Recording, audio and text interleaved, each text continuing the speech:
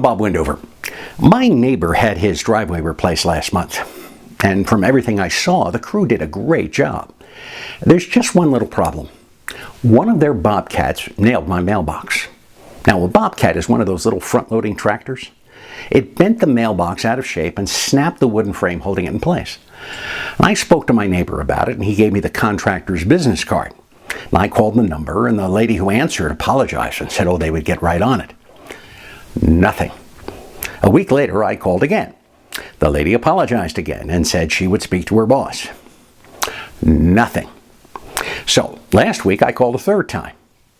This lady's boss was standing next to her when the phone rang, just by chance. She put me on hold, and when she came back, she said that someone would be out the next day to visit me.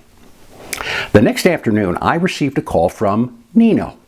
Now, Nino said that he had checked with his guys, and they said they didn't do it. And I asked him who else could have done it. And he said he didn't know, but that his guys didn't do it. And we went back and forth like this 2 or 3 more times, and each time he said the same thing. And finally, I got fed up. I said, I'm wasting my time with this call, and I ended it.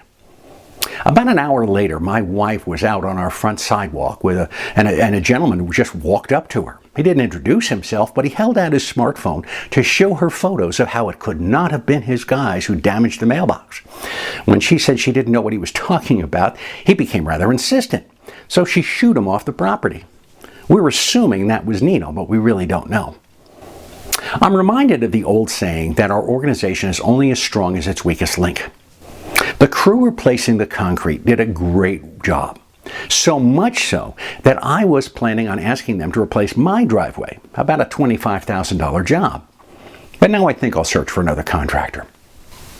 You could do amazing work or provide a fantastic service, but if you have a Nino working as your customer-facing support, all of it will be for naught. In this time of hyper-competition, customers and prospects have never had so little patience or understanding for behavior like this. I've suggested to business owners for years that they periodically call their front office number and ask some of the same questions the typical customer or prospect asks. And if they don't get the answers or information they expect, there is work to be done. How about within your organization? I'm Bob Wendover.